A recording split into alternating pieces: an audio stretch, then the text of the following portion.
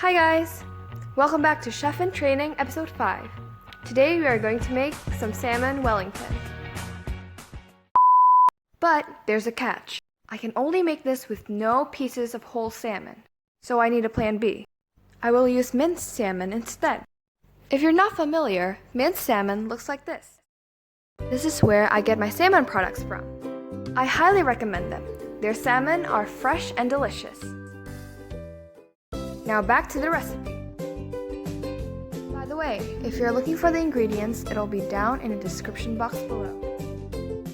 First things first, we're gonna heat our pan until medium-high heat, and we're gonna put our butter in now and sizzle it until it's nice and golden brown. Next, we're adding our onion in first before the garlic and saute it until it's nice and translucent. Now we're going to put in our minced garlic and we're going to cook these alliums until it's nice and fragrant.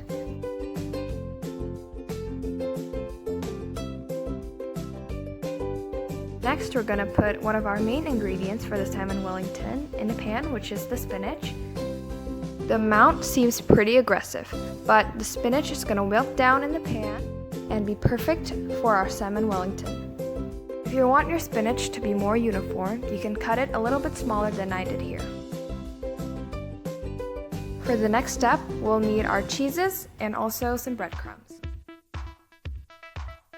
When your spinach is already wilted down like this, put your breadcrumbs in and stir it until it's nice and combined.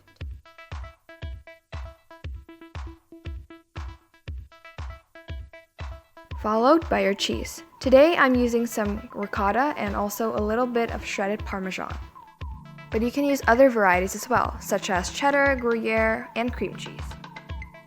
The spinach mixture should be looking like this.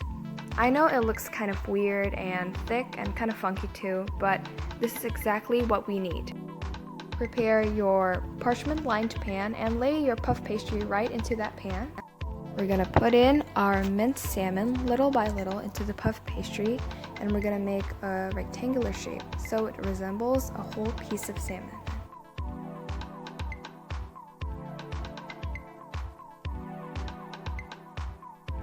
Before we close it with the puff pastry, we want to put our spinach mixture that we made earlier on top of the salmon.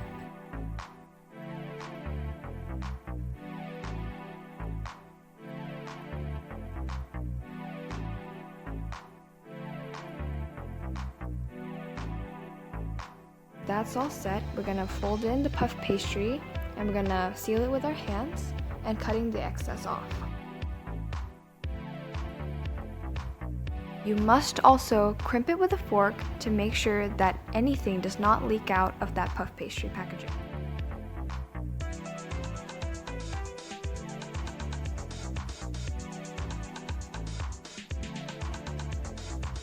Now we're going to cut some slits.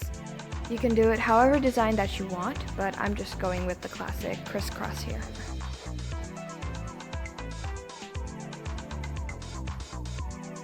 When handling your knife or anything sharp, please be careful.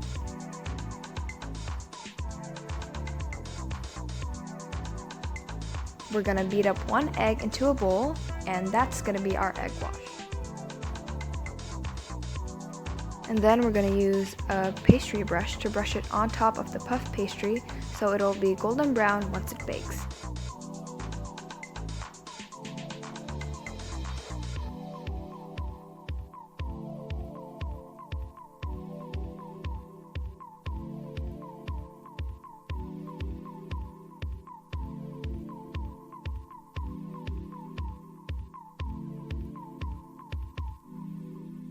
Preheat your oven until 180 degrees Celsius, and we're going to put in our salmon Wellington in the oven, and we're going to bake it for about 40 minutes, but mine took a little bit longer. Just make sure your pastry puffs up.